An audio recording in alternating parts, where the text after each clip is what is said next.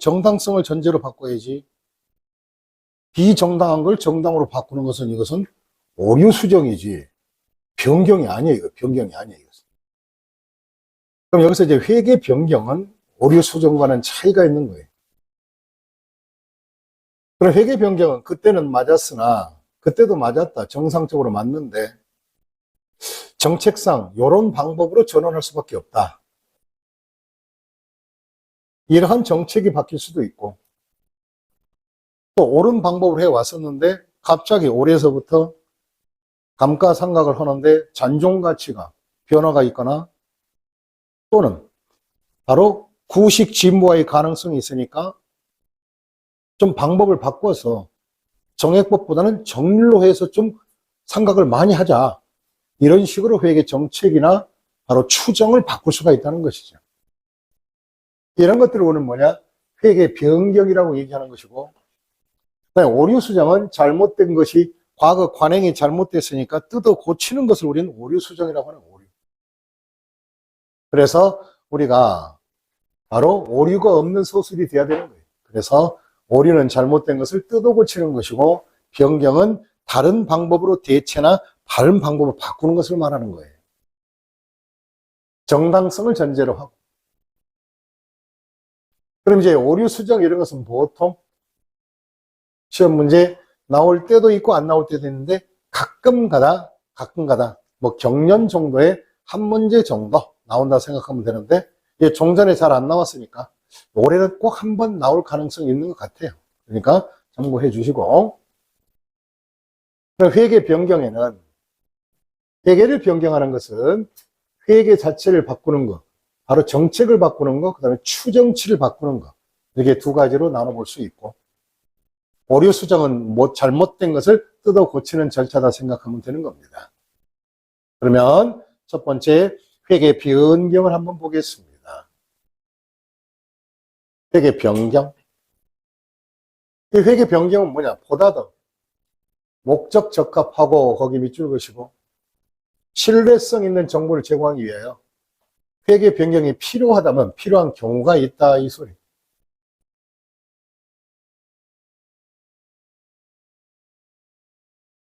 그 다음에 회계 변경이란 재무보고 목적으로 선택한 회계 기준의 적용 방법이나 그 다음에 회계에 대한 추정치를 바꾸는 것을 말한다 이렇게 되는 것이. 그럼 전자를 회계 변경 중에서 정책 변경이고 후자를 바로 추정치를 바꾸는 것이다. 우리가 일반적으로 시험에 나오는 것은 정책 변경은 의미가 없고 추정치 바꾸는 것이 시험에 출제가 잘 되고 있는 거예요. 이론이 나올 때는 이것은 가끔 가다가 나오는 겁니다. 회계 정책의 변경. 정책. 그럼 규정을 바꾸는 거, 규정을 바꾸는 거. 그러면 지금 했던 적용 회계 기준을, 회계 정책을 다른 회계 정책으로 바꾸는 것을 말한다. 이런 정책 변경은 그만큼 정당한 사유가 있는 경우에 적용하는 거예요. 정당한 사유. 우리가 지금까지 해왔던 방식이 어떤 방법을 적용했는데 이번에 KI 규정을 적용하다 보니까 이 방법으로 정책 변경을 요구하더라 법률에. 그러면 그걸 바꾸는 거에 관한 정책 변경이 정당한 사유가 있는 것이죠. 또 그 정도 알면 돼요. 그 정도. 그럼 이런 것은 바로 정당한 사유가 안 되는 거예요. 바꾸면 큰일 나요. 우리가 세법상의 기준과 회계상의 기준은 서로 달라요. 그래서 바로 이 경영진이 불편해서 이왕 나중에 세무 조정할까? 조정된 방법으로 세법에 맞춰버리자. 이것은 바로 회계상의 기준의 변경이 아니에요. 이것은 잘못된 변경이다. 정당한 사유가 되지를 못합니다. 거기다가 밑줄을 쫙 그어놓고.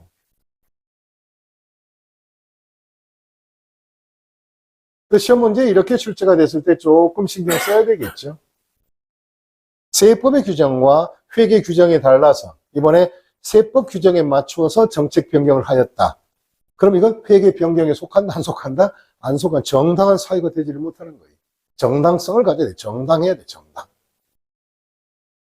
그 다음에 이제 밑에 한번 보시면 여기서 또 하나 참고할 게 뭐가 있느냐. 인정된 회계 원칙에서 인정된 회계 원칙 간의 변경을 말하며 변경.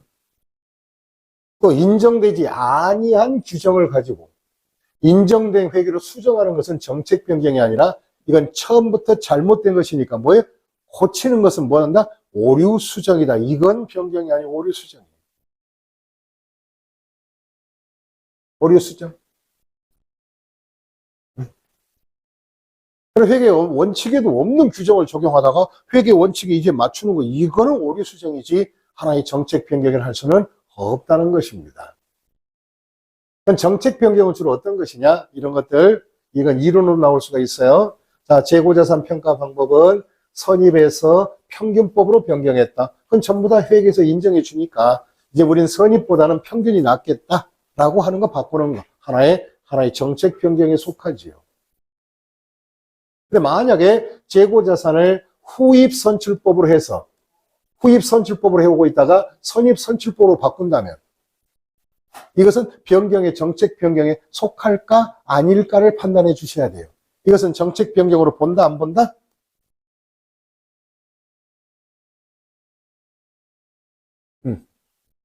여러분들은 지금도 이제 종전에 그걸 제가 괜히 물어봤나 봐. 과거 배운 적이 있어요. 재고자산 평가 방법 중에서 후입선출법은 우리나라 또는 국제회계 기준에서 인정한다 안 한다? 안 하는 거라고 배운 바 있을 거예요. 하지만 방법은 이런 것이다 하고 배운 적은 있었고. 또 후입선출법이라는 인정된 회계 기준에도 없는 규정을 적용하고 있다가 논리상이나 있는 규정을 적용하고 있다가 올해 들어와서 이제 뭐 선입이나 평균법으로 법에 현실적으로 회계 기준에 맞춰서 바꾼다면 이런 것들은 과거 잘못된 걸 뜯어고치는 거 아니에요. 그것은 바로 무슨 수정이다? 오류 수정이다. 오류 수정이다. 그럼 시험 볼 때 이런 걸 하나씩 주의하시면 돼요. 그래서 원래 원칙에 속하지 않는 것을 원칙에 맞춘다면 이건 무슨 수정이고? 오류 수정. 원래 원칙에 있는 방법인데 원칙상 다른 방법을 선택했을 때 이건 뭐예요? 회계 정책 변경이죠.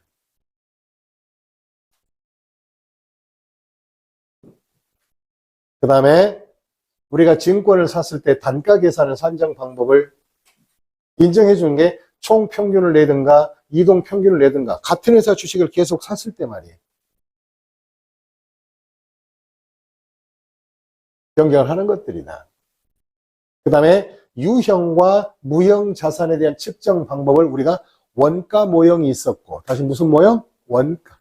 그 다음에 또 아니다 나는 원가로 하지 않겠다. 공정가치로 해마다 무슨 평가하겠다? 재평가하겠다. 그러면 이제 원가 모형도 회계에서 인정하고 재평가도 인정하니까 이제부터 우리 현실적으로 장부 가격을 나타나기 위해서 재평가 방식을 하겠습니다. 라고 한다면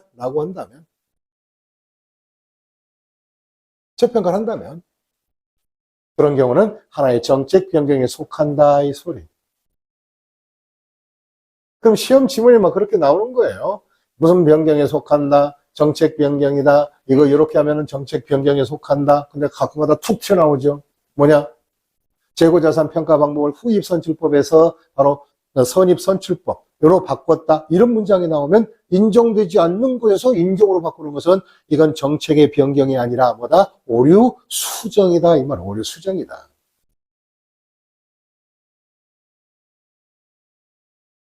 제가 언제나 내 머릿속으로 강의할지 모르겠어요. 여러분 머릿속에서 계속 강의를 해야 되니까 머릿속으로 들어가서 말을 조금씩 느리게 해드리는 거예요. 하지만 곧 여러분들 딱딱 따다닥 딱딱딱딱딱딱 할 때가 이제 나올 거예요. 그 다음 이런 것들은 회계 정책에 최초 적용, 처음 적용할 때는 이런 것은 변경 아니에요. 이건 무슨 뜻이냐?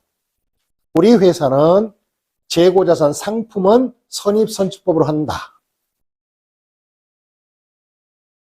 그런데 처음에 이제 첫 들어온 게 유가증권이 들어왔다. 주식을 산 거예요. 여러 번, 같은 회사 주식을 여러 번 나눠 사고 있다.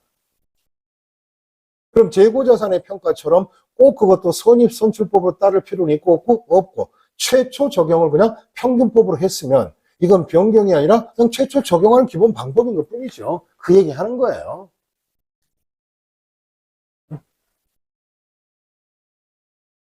이건 정책 변경이 아니라 최초 적용하는 것이죠. 이건. 변경을 할 수는 없죠. 그 다음에 잠깐 읽어보시면 되겠고, 그 밑에 거. 그 다음에 이제 중요한 것이 추정을 바꾸는 거예요. 추정. 추정 변경. 지금은 현실적으로 요러요러한 부분이 뭔가 금액이나 내용의 질적 차이가 발생해서 예를 들어서 우리 감가상각을 하더라도 정액법을 쓰고 있다가 이게 매년 균등하게 경비로 떨어간다는 게 이 기계 장비 이런 것은 조금만 써도 구식 진보가 강하고 마모도 때문에 특히 기계 장비나 차량 이런 건 뭐예요? 샀을 때 딱 그 가격과 그다음 끌고 왔을 때 한 번이라도 물건을 실어 나누면 그것은 신차 가격이 돼 중고차가 돼. 가격이 어떻게 떨어져요? 확 떨어져요. 확 떨어져요. 응? 확 떨어져요. 어느 정도 떨어지냐고요? 저희 처갓집이 충청남도 예산에 있는데 그 예산에 계신 분이 뭐를 했느냐? 그 한 분이 동네 한 분이 이제 중장비 그거 그 숟가락 달린 그거 뭐예요? 그 중장비 그거 포크레인이에요. 예. 그럼 시골에서 쓸만한 포크레인은 소형이 필요해, 중형이 필요해, 대형이 필요해요. 이 욕심껏 해가지고 대형 포크레인을 갖다가 억대가 수억대 주고 산 모양이야.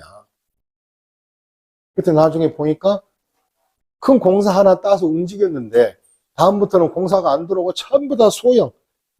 그 포크레인 지나가지도 못할 길에 있는 뭐 공사 이런 것만 나오는 거야. 나라 모르겠다. 이것은 사용상의 뭐예요? 이건 엄청난 마모도가 있죠. 그래가지고 만약에 1억에 산 포크레인을 갖다가 1년 반 만에 3천만 원 그냥 팔아버린 거예요. 이게. 그런 특수 상황이 발생할 수도 있으니까 이런 것들은 정액법의 감가가 아니라 차라리 뭐예요? 비용을 초기에 많이 잡는 무슨 법으로? 정률법으로 좀 교체하자. 이런 것들이 한마디로 그 소모성에 대한 가치 능력의 추정이 바뀌는 거 이런 것들이다. 이걸 추정 변경이라 하죠. 추정 변경. 추정치가 바꾸는 것으로 이걸 우리는 회계 변경의 이해는 다음과 같다 나와 있어요. 추정 변경. 그럼 이제 우리가 정책 변경인지 추정 변경인지 종류 정도는 구분할 줄 알아야지 그걸 몰라버리면 안 된다 이 말이지. 그럼 첫째, 이런 것 중에 하나 대표적인 거 대손율. 작년까지는 대손율이 평균적으로 따졌을 때 한 2, 3% 되더니 이게 한 4, 5년 전에 많이 발생했어요. 회계들, 기업들. 갑자기 코로나가 터지는 바람에 도산도 많이 하고 하다 보니까 바로 관계 기업들이 문도 닫고 하다 보니까 대손율이 갑자기 많아져, 안 많아져? 많아져. 그것도 단순한 게 아니라 몇 년 지속될 것 같아, 이게 문제가. 평균적으로 보니까 한 4, 5년은 갈 것 같아. 그럼 안 되겠다. 이런 경우에 대손율을 이렇게 잡아서는 안 되겠다. 그럼 못 받은 그 외상값 등에 대해서 대손율이 3%에서 한 5% 올려서 적용하자. 이런 것들 하나의 무슨 변경? 추정치 변경이죠.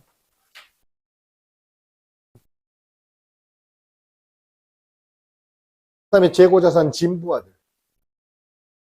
판매 목적인 자산 등에 한마디로 추정치가 바뀌는 거예요. 추정치. 진부화로. 응? 급작스러운 진부화들. 그럼 내가 만약에 여러분들 잘 아시겠지만은 우리가 핸드폰 가게를 하고 있다. 대리점이 엄청난 큰 대리점이에요.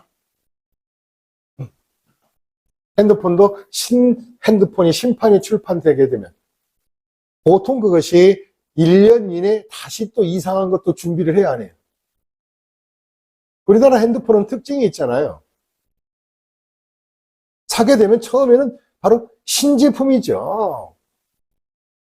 핸드폰이 막 날라다녀. 이 내용 보면 전부 다. 그다음에 적당히 한 2, 3년 되면 지가 알아서 넘어져, 안 넘어져? 뭔가 이상하게 생기잖아요.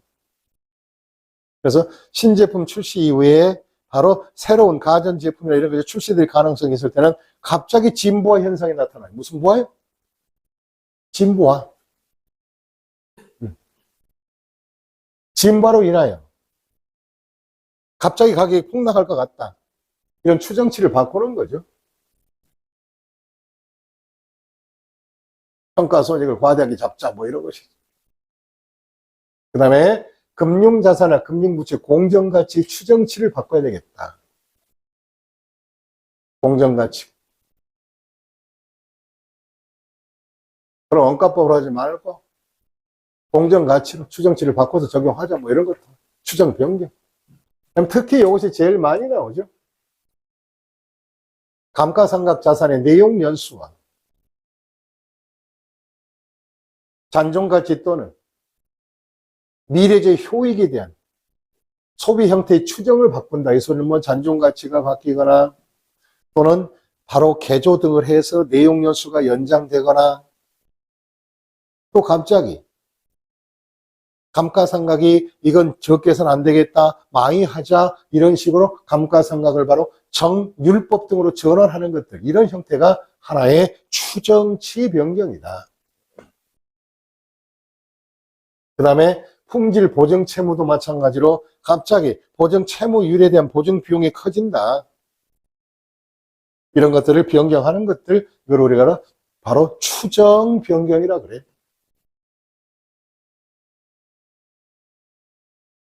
보겠습니다. 측정 기준을 바꾼다. 이건 측정 기준이라는 것은 뭔가 다른 것이 아니라 측정 기준 변경은 뭐냐. 한마디로 선입선출법을 평균법으로 바꾸고 이런 것들이 바로 추정 변경이 아니에요. 이것은 기준 바꾸는 것은 회계 정책 변경에 해당이 되고.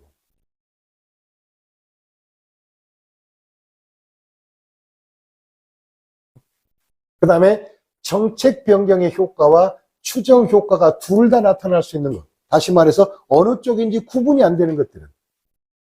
그럼 우리 잘 보세요. 정액법을 정률법으로 바꾸는 것은 일단 이것은 뭐예요? 측정 기준은 바뀌었죠. 그죠? 하지만 그 원인이 잔존 가치나 마모도나 진보화의 원인에 따라서 또 추정도 합리적으로 바꿔야 그럴 수밖에 없단 말이에요. 그래서 같이 섞어 들어갈 때 정책과 그 다음에 추정이 같이 섞어서 믹서 들어갈 때는 어느 변경인지 혼란을 초래하죠. 그럴 때는 그냥 무슨 변경으로 처리하라? 추정 변경으로 보라.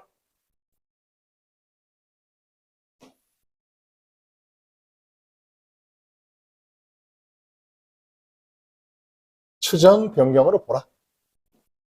추정치를 바꾸는 것을 보라. 거기다 밑줄을 쫙 그어요. 아, 이건 추정치 변경입니다.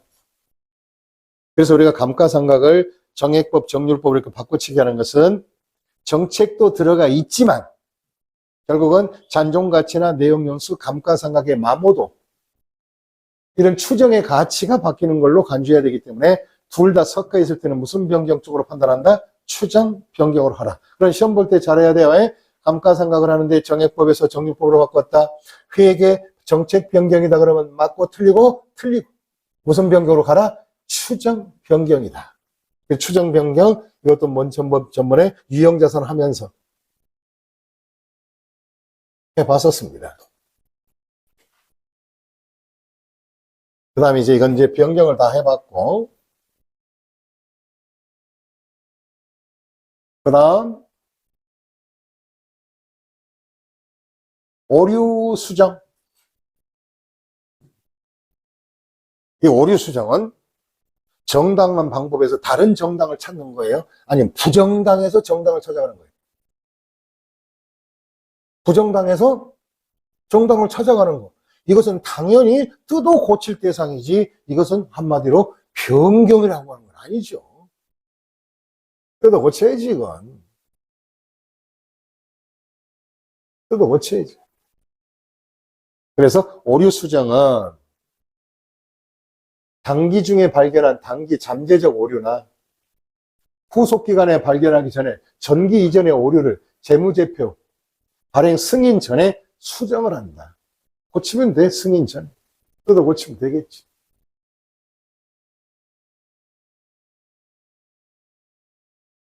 이 오류는 어떻게 오류가 됐을까? 중대한 오류와 중하지 않은 오류, 구분이 가능할 것이다. 내용 보면 알아야지.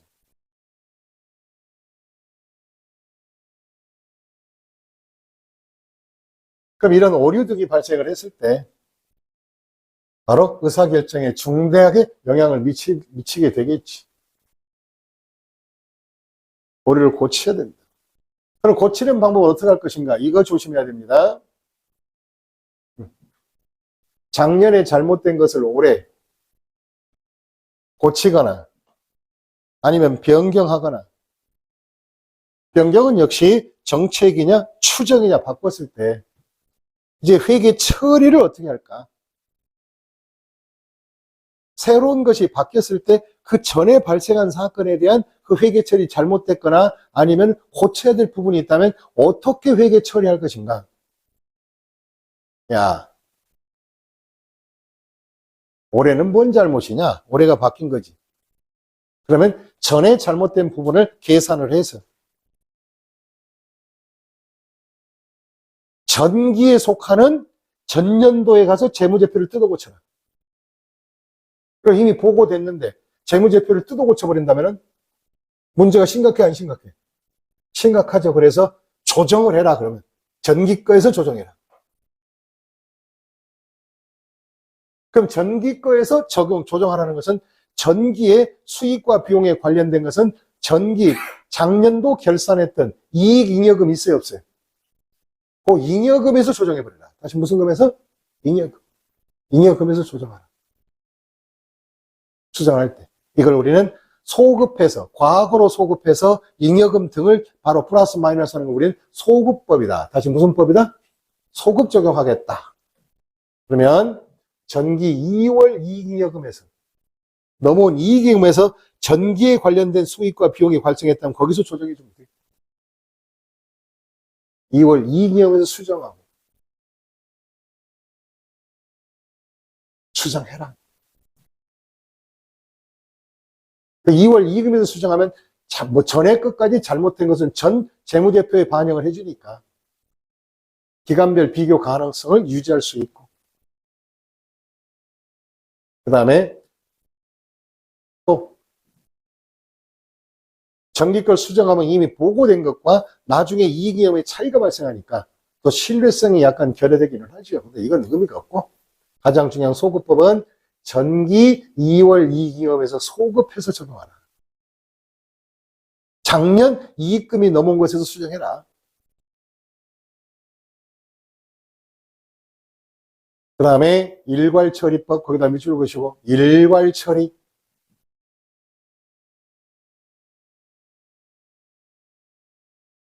당기에 일괄처리하라. 그럼 전년도에 감가상각비가 정액법으로 해왔다가 올해 정률법 바꾼다면 과거의 정률법으로 돌아갔을 때 그 금액이 얼마가 차이가 발생하는가, 그걸 계산해서 올해 안에 당기 초에 정리해버려라. 그래서 그 전체 효과의 차이를 올해 손익계산서에 당기 손익으로 떨어버려라. 이걸 당기 일괄처리법이에요. 당기 다 해버려라.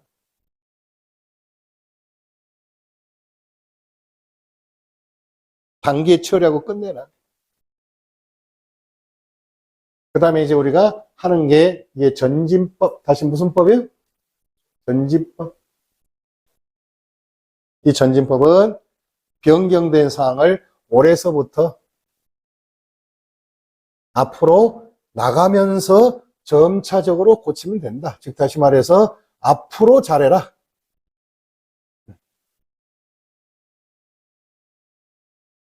그래서 올해와 차기까지 계속, 올해와 차차기 계속 이렇게 해서 바로 뭐냐, 변경된 대로 나가는 것을 말해. 그럼 누적된 잘못 효과를 계산하지 않고 단기 올해와 단기 이후의 기간에 반영하는 방법이다. 이게 아주 실무적으로 간편해. 그래요. 그래서 이제 우리가 일반적으로 바꿨을 때는 이제 문제는 전진법이 나와요. 일괄처리나 이런 건 특수한 상황에서 하는 것이고, 소급법이나 이런 것들은 전진법. 앞으로 잘하세요. 다시 한번 어떻게 잘하세요? 앞으로 잘하세요 방법을 하는 거예요. 앞으로 참 잘하십시오 하는 거예요. 그래서 전진법이 중요하다. 대체적으로 우리가 바로 어떤 것이냐? 이 전진법은 주로 추정 변경 같은 경우는 거의 다 100%가 다 전진법으로 하는 거예요. 추정이 바뀌는 건 앞으로나 잘하면 되지. 현재와 미래 지향적으로 하겠다. 보시겠습니다. 그럼 전진법을 적용하면 과거 누적된 잘못 부분은, 누적된 차이 부분은 계산하지 말고 앞으로 잘하면 된다. 단기부터 새로운 원칙에 따라 적용하는, 추정을 적용하라. 원칙 적용이나 추정을 적용하라. 그러면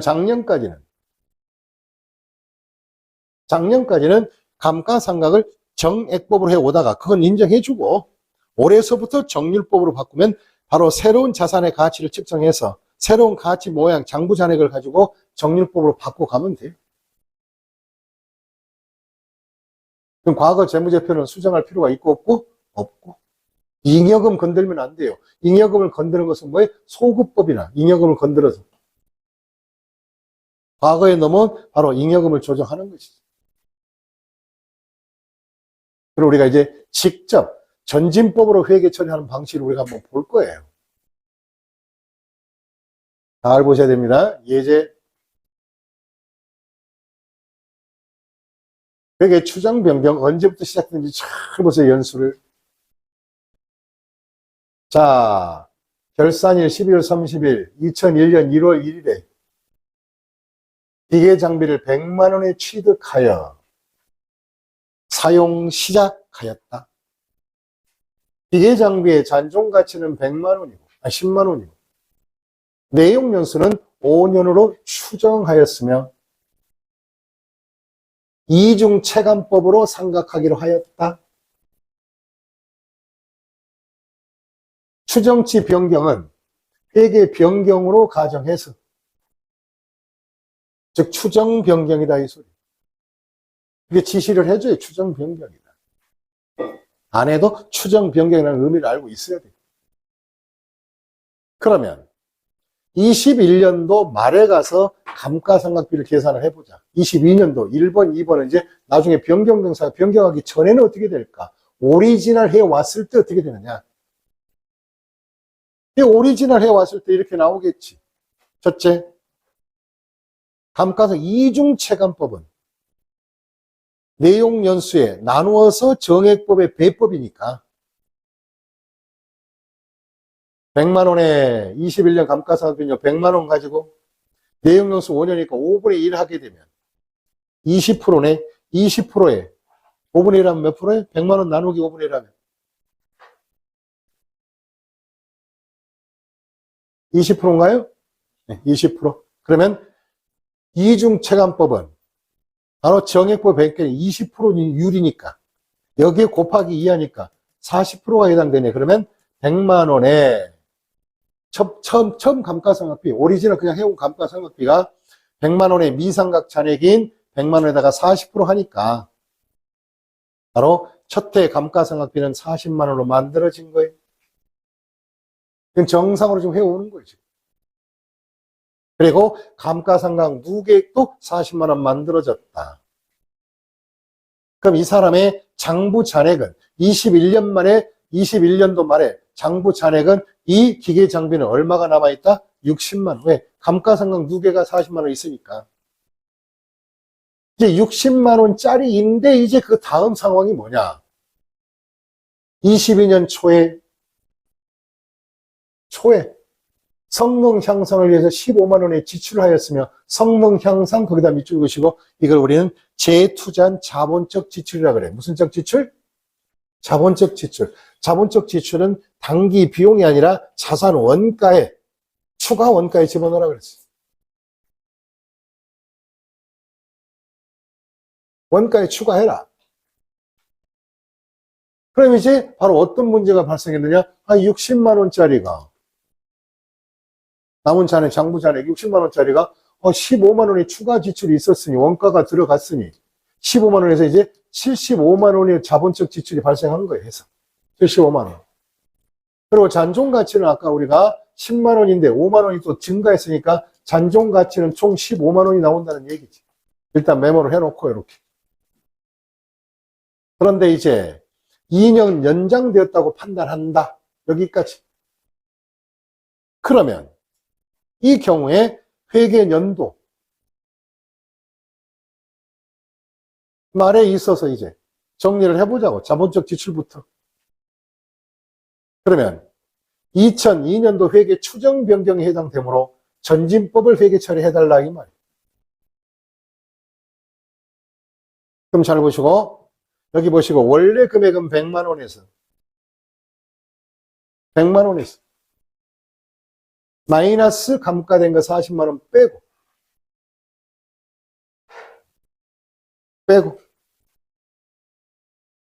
그 다음에 바로 자본적 지출 15만 원 더해 주시고 그래서 장부 잔액은 얼마가 나왔다? 75만 원이 나왔다. 그래서 아까 써놓은 게 여기에 나와 있는 75만 원 그렇게 하는 거예요. 그럼 내용 연수가 2년이 연장됐으니까 같은 이제 하더라도 이런 걸로 내 연장됐으니까 하나의 추정이 바뀐 거야. 연장. 그리고 이중체감법을 하더라도 2년 연장된 것으로 다시 계산해야 되는 거예요. 그럼 과거에 있는 걸 뜯어고치지 말고 앞으로 올해나 내년부터 잘해라면 올해부터 시작해라. 그럼 이제 결과적으로 75만 원 가지고 감가상각해 봐야지. 그러면 이제 내용 연수는 총 몇 년이다? 처음에 몇 년 잡았고 5년. 그 다음에 1년 지났으니까 몇 년 남는데 4년 남았고 그 다음에 이런 지출로 인하여 내용 연수가 2년이 더 연장됐으니까 이제 총 몇 년이 6년짜리 물건이 된 거예요. 6년짜리. 내용 연수가 바뀌었잖아. 추정. 그럼 결과적으로 이제 75만 원에서 여기 6년 잔존 내용 연수가 6년이니까 장부 잔액 76만 원에서 6분의 1에 6년이니까 6분의 1에 200 하면 금액이 25만 원이 올해 바뀐 6년짜리 바뀌고 가격이 바뀐 상태에서 바로 새로운 방법으로 내용 연수가 새로운 방법으로 해서 25만 원이 나온 게 된 거예요. 그래서 바로 22년 말에는 감가상각비가 25만 원, 누계 25만 원 쓰면 돼요. 지금 결국은 또 이제 그러면 22년도 말에 장부 잔액은 얼마 남았느냐? 그럼 총 75만 원 남았던 것 중에서 이 중에 25만 원에 감가 누계가 또 있으니까 결국은 남은 금액은 이제 50만 원짜리 기계 장비가 된 거예요. 22년 말에는 50만 원짜리밖에 안 돼요. 그런데 이제 여기 와서 이제 세 번째는 또 뭐가 발생했느냐? 3년도에 와서 야, 안 되겠다. 이중 체감법을 하니까 너무 과도한 비용 지출돼서 회계상에 너무 비용 지출이 많아가지고 경영진 성과에 문제 생기지 않냐? 얘나 모르겠다. 이걸 갖다가 정액법으로 바꾸자. 다시 무슨 법으로 바꾸자? 정액법으로 바꾸자. 2023년부터. 그럼 정액법으로 바꾸면 이제 현재 장부가액과 잔존가치를 계산해. 왜? 정액법은 잔존가치 빼고 하니까. 그러면 현재 남아있는 장부금액은 방금 계산했던 50만 원이고 잔존가치는 원래 시당초 10만 원에다가 재투자를 해서 5만 원이 증가했으니까 잔존가치는 15만 원짜리라는 얘기지. 그래서 50에서 15만 원 빼면 35만 원이 나올 것이고 거기에 내용 연수는 이제 6년에서 몇 년이 됐다? 5년. 5년이니까 나누기 5 하면 얼마? 7만 원이 올해 감가상각비가 폭 떨어지겠지.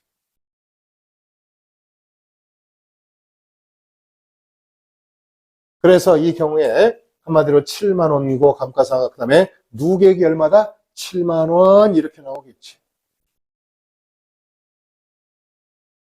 그래서 한 번만 쭉 내용을 풀어보면 돼. 여러분도 걱정이, 이중체감법이 뭐예요? 이중체감법은 미삼각 잔액에다가 정액법에 곱하기 200. 정액법에 200.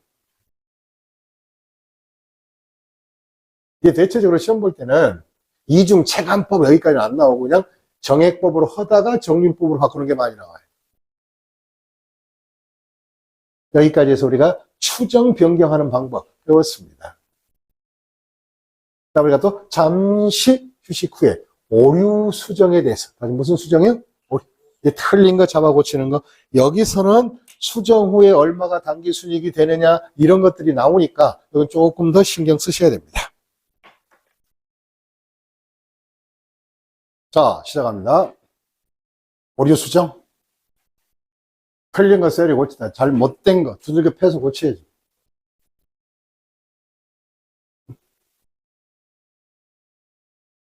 그럼 오류 수정이다. 그 오류는 여러 가지가 있겠지. 단기 순이익에 영향을 미치는 오류, 안 미치는 오류, 계정 과목 잘못 오류, 여러 가지 잘못된 걸 고치는 거야. 그럼 바로 사실이 오용, 누락 등의 원인으로 특정 회계 처리가 잘못된 것을 말하며 밑줄 그시고,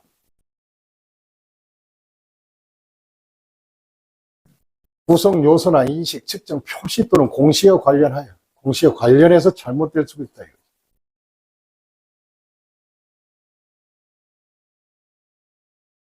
그 다음에 과거의 추정을 바꿔서 발생하는 수정사항은 이건 오류가 아니에요. 추정 변경이지.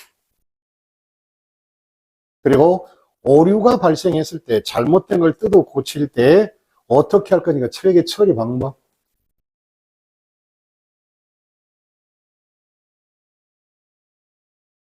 첫째, 오류는 잘못된 거니까 바로 이거 소급해서 고쳐 들어가야 돼요. 그래서 소급 재작성하여 전기 오류를 수정한 것이 원칙으로 한다.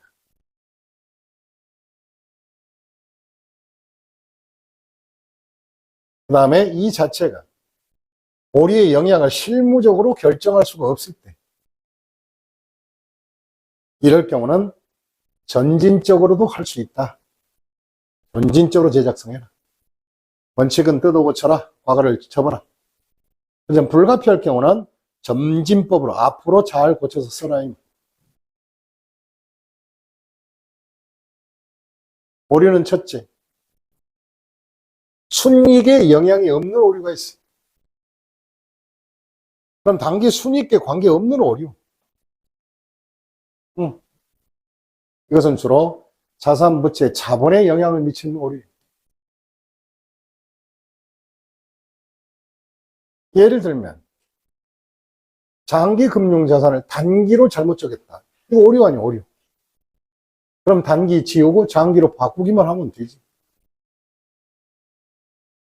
그리고 당좌 예금은 한마디로 뭔가, 당좌 예금은 바로 자산이고, 당좌 차월 거기 밑줄 그시고, 당좌 차월은 부득이하게 빌려 쓴 거지. 단기 차입금이지.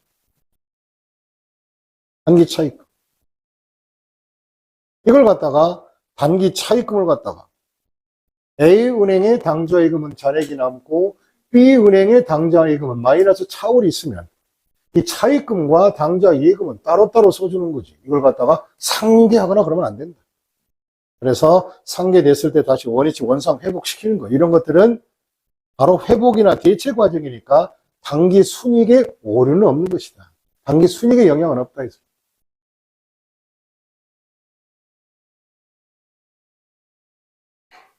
자산인데 부채로 잘못 적었거나 그럼 바꾸면 되는 거고, 단기 순이익에 영향은 없다. 그렇다고 안 고치는 거 아니라 고치는 거죠.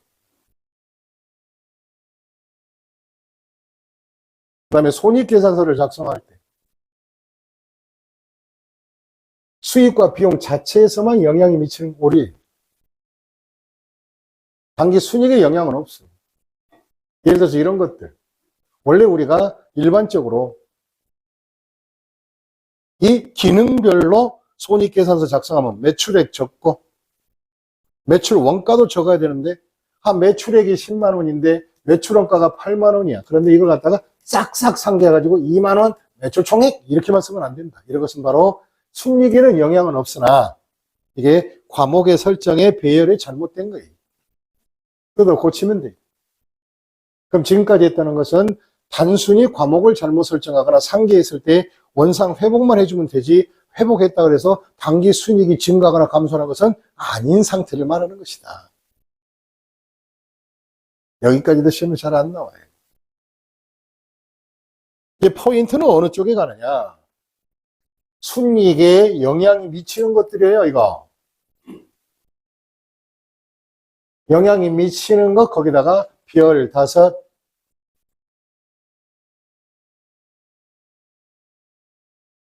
순이익에 영향을 미친 건 뭐냐? 비용을 과소했거나 과대했거나, 수익을 과소 잡았거나 과대를 해버렸거나.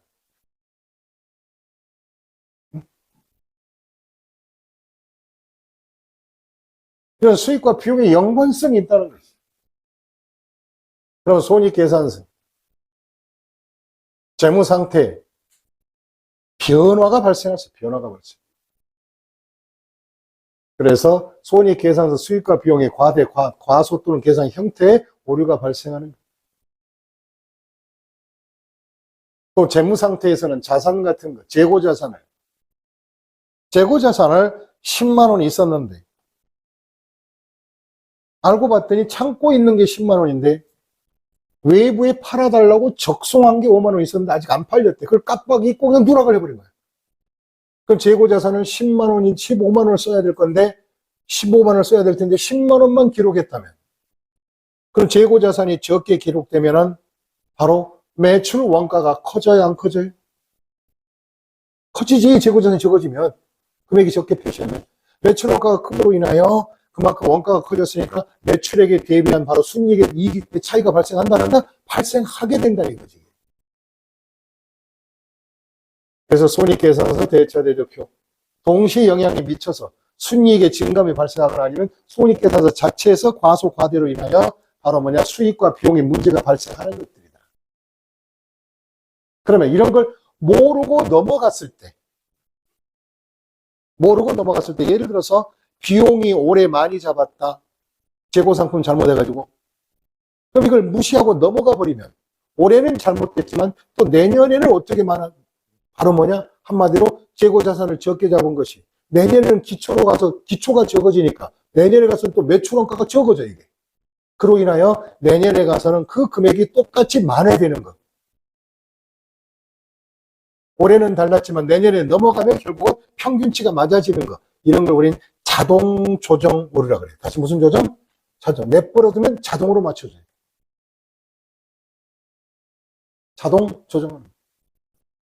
그러면 바로 자동 조정 오류라는 오류가 발생한 회계 기간과 다음 회계 기간에 장부가 마감이 됐을 경우에 자동으로 상쇄돼서 오류 수정 붕괴할 거 없이 그냥 종결하는 것이다 이 말.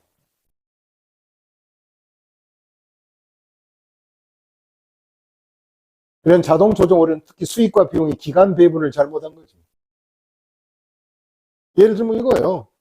올해 보험료를 10달치를 지급했으면 1월 1일서부터 그럼 한 달에 10,000원이라면 13만 원을 비용을 떨어버리고 내년에 가서는 11만 원만 지급했던 그 맞대 원래 기간으로.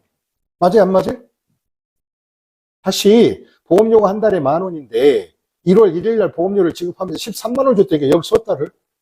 근데 무식하게 이 회계 아가씨가 10,000원의 성급 보험료를 처리하지 않고 13만 원 비용을 다 집어넣어버린 거야 그때. 근데 나중에 또 보험사에 다음 연도에 가서 보험사의 실제 보험금 지급이 원래 12만 원 가야 되는데 전년도에 보험사 입장에서 10,000원 땡겨받은 거 있죠. 그러면 11만 원만 냈단 말이야 올해. 그런데도 올해 11만 원 냈으면 올해 보험료는 얼마가 되는 거예요? 11만 원. 작년은 얼마? 13만 원. 두 개 평균 되면 뭐예요? 24만 원. 이렇게 해서 똥똥이 맞아버리는 거. 이걸 자동 조정. 무슨 조정? 자동 조정.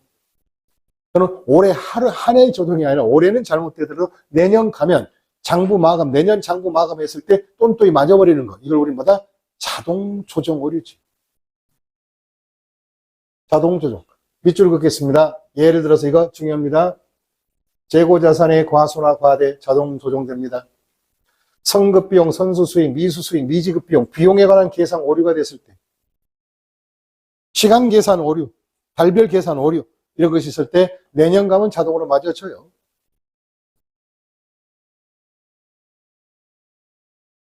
또 여기다 하나 추가한다면 미지급 비용 같은 건 뭐 미지급 이자도 좋고 미지급 임차료도 좋고 이런 것들을 계산을 누락을 시켜도 이건 자동적으로 다음에 맞게 돼 있어요. 그럼 예를 들어서 건물을 임대한 자가 나는 임대료를 지급해야 된다. 그쪽은 바로 임대인이다. 그 임대인 입장에서는 월세 받아가겠지. 받아가면 2년 기간을 볼 때 처음에 20만 원 주고 내년에 4만 원 주면 한 달에 10,000원씩인데. 그러면 첫 해는 24만 원을 갖다가 바로 다 경비 떨고 내년에는 뭐예요? 4만 원만 써도 어차피 2년 평균치는 같아 안 같아? 같아지니까 이게 자동 조정이 맞아지는 거야, 맞아지는 거야. 자동 조정이 된다.